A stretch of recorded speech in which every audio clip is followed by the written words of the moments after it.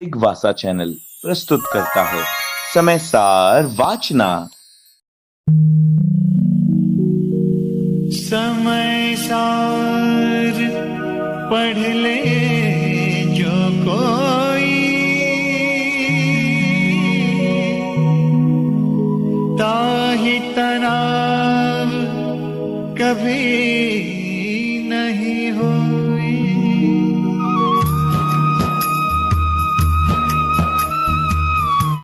जय बोली त्रकालवर्ती त्रैलोक्य पूज्य विश्वाराध्य पंच परमेष्टि भगवान की, अनंतानंत सिद्ध परमेष्टि भगवान की, वर्तमान जन शासन नायक श्री वर्धमान महावीर भगवान की, परम पूज्य आचार्य भगवान श्री कुंद कुंद स्वामी मुनि महाराज की, परम पूज्य चारित्र चक्रवर्ती आचार्य भगवान श्री शांत सागर जी मुनि महाराज की, परम पूज्य सिद्धांत चक्रवर्ती आचार्य भगवान गुरुदेव श्री विद्यानंद जी मुनि महाराज की, श्रीमद जैन धर्म की,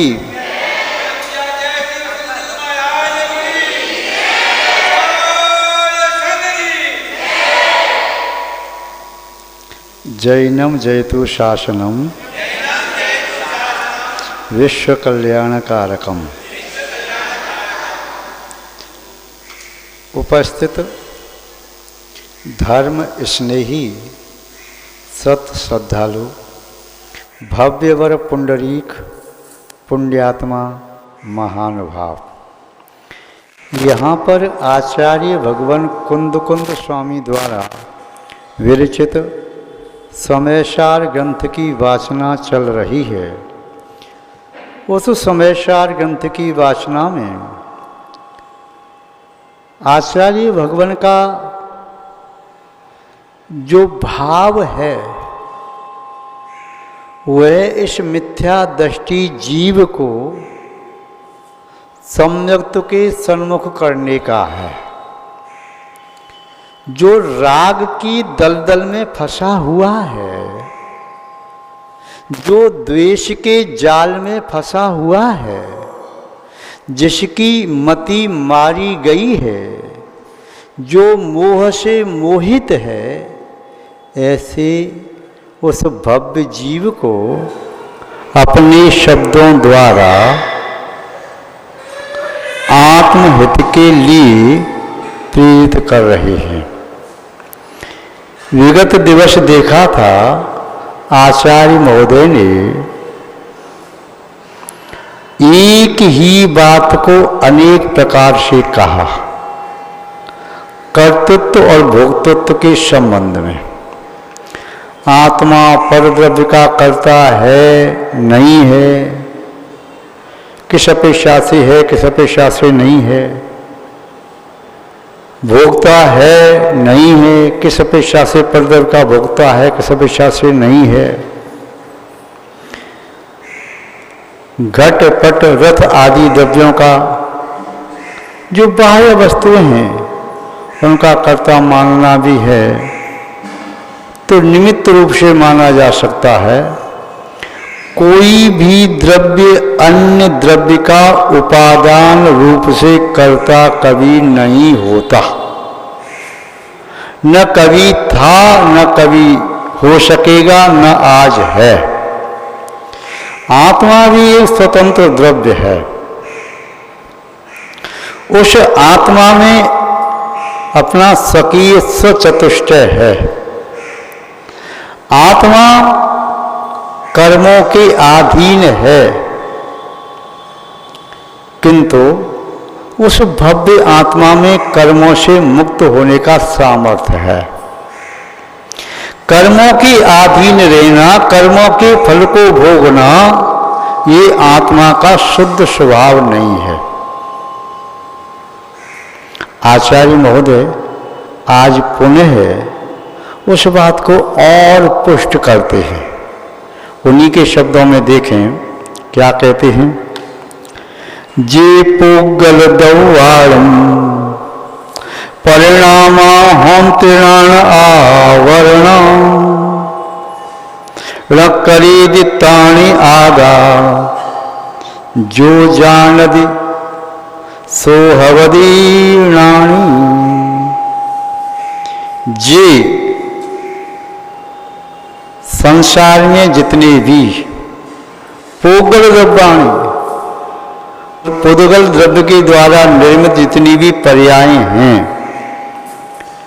वे सभी पर्याय अपने द्रव्य के साथ अविनाभावी रूप से हैं। पर्याय कभी द्रव्य से अलग नहीं होती, द्रव्य कभी पर्याय से अलग नहीं होता। ऐसा कभी नहीं हो सकता कि बिना द्रव्य के पर्याय उत्पन्न हो जाए, और ऐसा भी कभी नहीं होता कि द्रव्य कभी बिना द्रव्य के रह जाए, बिना पर्याय के रह जाए।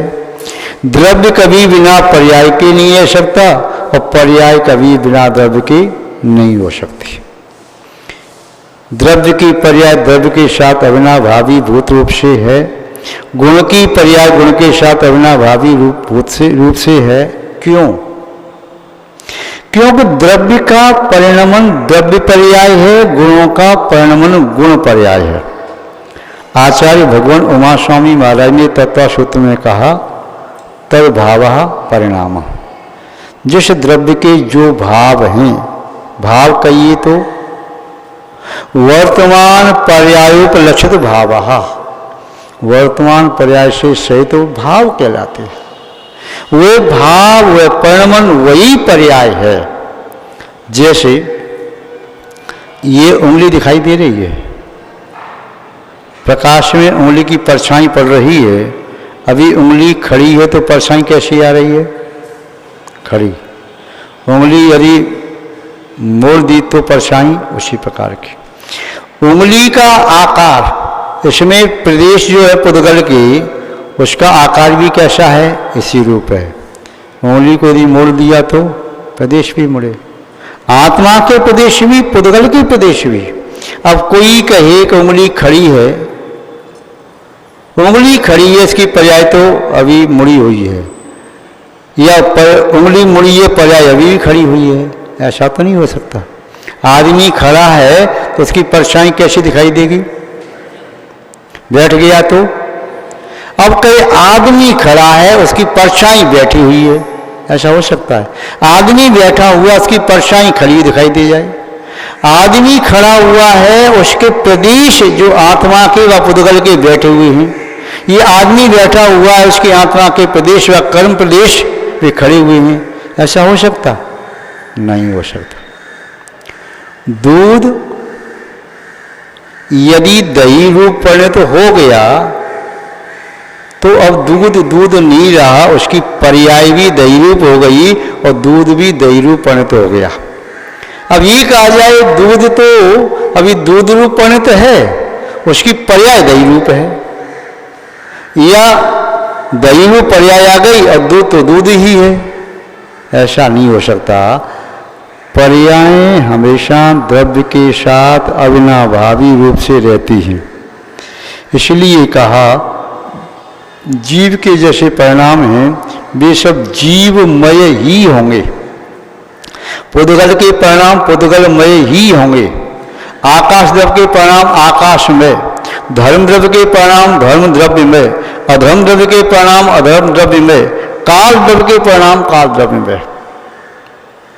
10 बाल्टी रखी हुई हैं। एक बाल्टी में मट्ठा रखा है, एक बाल्टी में दूध रखा है, एक बाल्टी में तेल रखा है, एक बाल्टी में घी रखा है, एक बाल्टी में गन्ने का रस रखा है, दूसरे में अनार का रस रखा है, तीसरे में अंगूर का रस रखा है, अगली में सेब का रस रखा है। सब बाल्टियों में अलग अलग द्रव्य रखा हुआ है। सभी में जो परिणमन हो रहा है वह उसमें उसी में परिणमन हो रहा है। दूध की बाल्टी में सेब के रस का परिणमन नहीं होगा, मट्ठा की बाल्टी में दूध का परिणमन नहीं होगा, घी की बाल्टी में तेल में परिणमन नहीं होगा, तेल की बाल्टी में घी में अन्य परिणमन नहीं होगा। जिस बाल्टी में जो रखा है द्रव्य, उस द्रव्य में उसी में परिणमन होगा, उससे पृथक में परिणमन नहीं हो सकता। किसी भी काल में, किसी भी क्षेत्र में और किसी भी द्रव्य का अपने स्वभाव को छोड़ करके अन्य द्रव्य के स्वभाव रूप परिणमन कभी नहीं हो सकता। आचार्य महोदय कह रहे हैं जे पुद्गल द्रव्यारम, जे पुद्गल द्रव्य हैं उन द्रव्यों का परिणामा होती, जो परिणाम होते हैं आत्मा में परिणाम होते हैं, उन परिणामों से द्रव्य परिणमित होता है। कैसे? राणा आवरणा, ज्ञानावरण रूपी कर्म परिणत होता है। पौद्गलिक वर्णनाएं जीव के भावों के निमित्त से यदि बंध को प्राप्त होती हैं तो भी ज्ञानावरण आदि कर्म रूप बंध को प्राप्त होती हैं। वे कार्यमान वर्गणाएं जीव नहीं हो जाती, आत्मा के प्रदेश रूप नहीं हो जाती। और आत्मा के प्रदेश कभी भी किसी भी काल में किसी भी क्षेत्र में और किसी भी आत्मा के प्रदेश पुद्गल में नहीं हो जाते। जो द्रव्य जिस प्रकार से है उसका परिणमन भी उसी प्रकार से होगा, उससे विपरीत नहीं हो सकता। न करीबी तान आदा, आत्मा पुद्गल में परिणमन नहीं करता। पौद्गलिक परमाणु ही पुद्गल में परिणमन करते हैं, आत्मा के प्रदेश नहीं। आत्मा के प्रदेशों के साथ कार्यमान वर्गणाएं एक में हो जाएं, फिर भी एक में होकर के भी कार्यमान वर्गणाएं हैं, आत्मा के प्रदेश आत्मा के प्रदेश हैं। लोग कहते हैं बंध क्या है? दूध और पानी की तरह से एक में हो जाना। दूध और पानी की तरह से एक में हो जाना, दोनों साथ साथ रह रहे हैं। क्या दूध पानी बन गया? क्या पानी दूध बन गया? न तो दूध के परमाणु पानी बने, न पानी के परमाणु दूध बने। वे दूध इतना सघन था, पानी के मिल जाने से दूध तरल रूप में दिखाई दे रहा है, किंतु दूध को गर्म किया जाए, पानी उड़ जाए तो पानी के परमाणु उड़ गए, दूध पने जो की त्यों है। ऐसे ही ये जीव कितना भी राग करे, द्वेष करे, मोह करे, ये कार्यमान वर्णाओं को आत्मा के साथ बंध को प्राप्त करता है परिणाम, किंतु फिर भी कर्म का बंध होता है। वे कर्म कभी आत्मा के प्रदेश नहीं बन जाते, और कर्मों के साथ में रहने वाली आत्मा भी कभी कर्म प्रदेश नहीं बनती। न करेदी तानी, उनका वह आत्मा करता नहीं है कर्म प्रदेशों का। वे कर्म प्रदेश हैं, पौद्गलिक वर्गणाएं हैं, पौद्गल द्रव्य है, आत्मा का कोई भी प्रदेश कर्म नहीं बना, और कामन वर्गणा का कोई भी प्रदेश आत्मा का प्रदेश नहीं बना। जो जानती, इस बात को जो जानता है, सो हवधि रानी, वही वास्तव में ज्ञानी पुरुष है। जो इस बात को जानता है कि मेरी आत्मा का एक भी प्रदेश किसी भी काल में किसी भी क्षेत्र में पुद्गल में नहीं हो सकता, और पुद्गल का एक भी प्रदेश किसी भी काल में किसी भी क्षेत्र में मेरी आत्मा रूप नहीं हो सकता। इस बात को जो जानता है, मानता है, वही वास्तव में ज्ञानी है। और जो इसके अतिरिक्त भिन्न प्रकार से जानता या मानता है वह अज्ञानी है। इस गाथा का पद्यानुवाद करते हुए पूज्य आचार्य श्री विद्यासागर जी महाराज ने इस प्रकार से अपने भावों को शब्दों का रूप देते हुए आचार्य कुंदकुंज स्वामी के भावों का अनुकरण करते हुए उसे इस प्रकार से उन्होंने समझाया। निसार भूत जड़ पुद्गल भाव धारी, ये ज्ञान आवरण आदिक कर्म सारे, आत्मा इन्हें न करता इस भांति योगी, ज्ञानी सदा समझते तज भोग भोगी। भोगों को भोगने वाले भोगी, भोगी के भोगों को त्याग करके ज्ञानी जब उसे समझ जाता है तो योगी बन जाता है। जो योगी है इस बात को समझता है कि निस्सार भूत जड़ जो पुद्गल है, ये पुद्गल के भाव, ये ज्ञान दर्शन आवरण रूप, मोहनी रूप, अंतराय रूप, नाम गोत्र वेदनीय व आयु कर्म रूप परिणत होते हैं, आत्मा के प्रदेश रूप नहीं। पुद्गल पुद्गल ही परिणमन करता है। जैसे आपने देखा बाल्टी में रखा हुआ तरल पदार्थ वह उसी रूप होता है, अन्य रूप नहीं हो जाता। ऐसे ही पुद्गल पुद्गल रूप परिणमन करता है और आत्मा आत्मा परिणमन करता है। आत्मा विनय न करता, आत्मा ज्ञानावरण आदि कर्म का कर्ता नहीं है। ज्ञानावरण आदि कर्म का उपादान रूप से कर्ता तो एक कार्यमान वर्गणाएं हैं। आत्मा तो केवल भावों का करता है। जो वर्गणाएं हैं वही कर्म का करता है।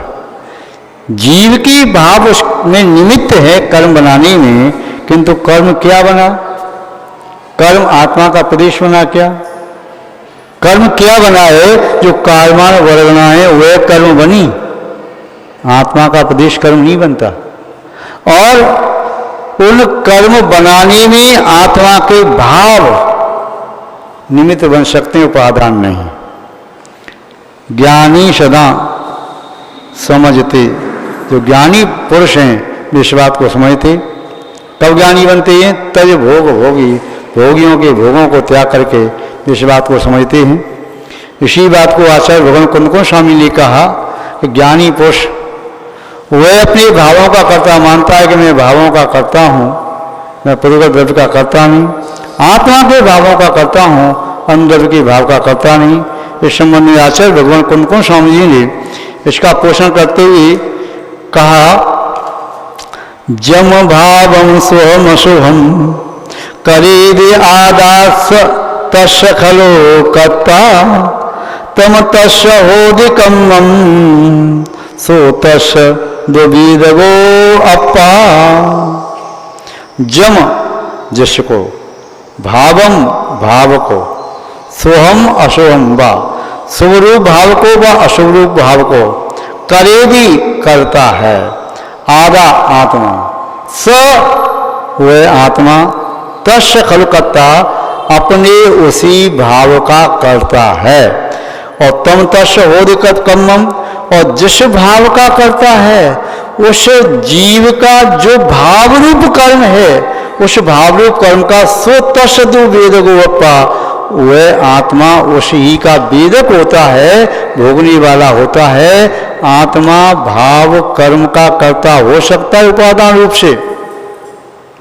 उस आत्मा के भाव कर्म में पौद्गलिक कर्म निमित्त बन सकते हैं, जैसे द्रव्य कर्म में आत्मा का भाव निमित्त है। पुद्गल कर्म में पौद्गलिक का जो द्रव्य है वह उपादान करता है, जीव के परिणाम निमित्त करता है। जीव की भाव कर्म में जीव उपादान करता है और कर्म निमित्त करता है। इसी बात को आचार्य महोदय कह रहे हैं कि जो जिस भाव का करता है आत्मा उस ही भाव का भोगता है। जिस भाव का करता नहीं है उस भाव का भोगता नहीं है। यदि नरक आयु के बंध के परिणाम किए तो नरक आयु का जो फल है उसके उद्देश्य जो आत्मा के भाव हैं उनका भोगता है। यदि तीर्थंकर प्रगति के बंध के परिणाम किए तो तीर्थंकर प्रगति के उद्देश्य आत्मा के जो परिणाम होंगे उन परिणामों का ही भोगता है, अन्य किसी का भोगता नहीं है। जिस जीव ने जैसे परिणाम किए और परिणामों से कर्मों का बंध हुआ तो जीव अपने भावों का भोगता ही है। जब कर्म उदय में आएगा उसमें जो भाव होंगे उन्हीं भावों का वेदक भोगता है। अन्य किसी प्राणी के जीवन में कर्म के उदय आने से उसके जो भाव हो रही उन भावों का यह भोगता कदापि नहीं हो सकता। इसी का भाषानुवाद देखें पूज्य आचार्य श्री के शब्दों में, आत्मा शुभाशुभ विभाव जभी करेगा करता तभी नियम से उसका बनेगा। यूं बार बार कर कर्म को दी सरागी, हे भोगता दुख कवि सुख दोष भागी। आत्मा जब भी शुभ और अशुभ विभाग कर्मों को करता है, जब भी करेगा तब तब नियम से उसी भाव का यह भोक्ता भी बनेगा, भोगेगा। यूं बार बार कर्म को दी, ये खोटी बुद्धि वाला सरागी जीव बार बार ऐसे भावों को कुभावों को करता है, जब जब करेगा और तब तब दुख भोगेगा। कभी सुख दोष भागी, वह दोषी व्यक्ति, मोही व्यक्ति, रागी व्यक्ति, वह अपने शुद्ध भावों का भोक्ता नहीं बन पाएगा। शुद्ध भावों का भोक्ता वही जीव बनेगा जो अपने शुद्ध भावों का करता है। शुद्ध परमेष्ठी अशुद्ध भावों के न करता है न भोगता है। संसारी जीव अपने अशुभ भावों का करता भी है और भोगता भी है। जो जिस कर्म का भाव का करता है वह उस भाव का भोगता है, अन्य का न करता है न भोगता है। इस प्रकार जिस साधु के मन में, जैसे संयमी के मन में, जैसे योगी के मन में, जैसे यति के मन में ऐसा भाव है कि मैं प्रत्येक काल में अपने ही भावों का करता हूँ, मैं प्रत्येक काल में अपने ही भावों का भोगता हूँ। जिस नए की अपेक्षा से मैं जिस कर्म का करता हूँ उस नए की अपेक्षा से मैं उस कर्म का भोगता हूँ, और जिस नए की अपेक्षा से जिस द्रव्य का मैं करता हूँ निमित्त रूप से, उसी नए की अपेक्षा से मैं उस द्रव्य का निमित्त रूप से भोक्ता भी होता हूँ। ऐसा कभी नहीं होता कि मैं कर्ता किसी और का हूँ, भोक्ता किसी और का बन जाऊँ। जैसा जीव का परिणमन होता है वैसे परिणमन के अनुसार भाव होते हैं, पर्याय होती हैं, और उससे जो कर्म का बंध होता है उदय में आने पर जैसे जीव के भाव होते हैं उन्हीं भावों का भोगता है। कालमान वर्गणाओं को भोगता नहीं है। कालमान वर्गणाएं निर्जीव होकर के झड़ जाती हैं। जीव अपने भावों को भोग लेता है, पुद्गल को नहीं भोगता। पुद्गल कभी नष्ट नहीं होता। भोगने का आशय है एक बार सेवन करने में आए, वह परिणाम जीव के सेवन करने में कवर आते हैं, उनको भोगता है फिर नष्ट हो जाते हैं। किंतु कालमान वर्गणा नष्ट नहीं होती। कालमान वर्गणा कर्म बनी, पुनः कर्म की म्याद पूरी हो गई, वह कर्म झड़ गया, पुनः कालमान वर्गणा बन गया, पुनः बंध को प्राप्त हुआ, पुनः झड़ गया। तो कालमान वर्गणा को या अन्य किसी द्रव्य को ये आत्मा कभी भोग नहीं सकता। व्यवहार से कहा जाता है तो व्यवहार से भोगता है, कर्ता भी कहा जाता है, भोक्ता भी कहा जाता है। पर शुद्ध निश्चय से न तो परद्रव्य का करता है, न परद्रव्य का भोगता है, न कर्म का करता है, न कर्म का भोगता है। शुद्ध निश्चय से अपने शुद्ध भावों का करता है, शुद्ध निश्चय से शुद्ध भावों का भोगता है। अशुद्ध निश्चय से अशुद्ध भावों का करता है तो अशुद्ध निश्चय से अशुभ भावों का भोगता भी है।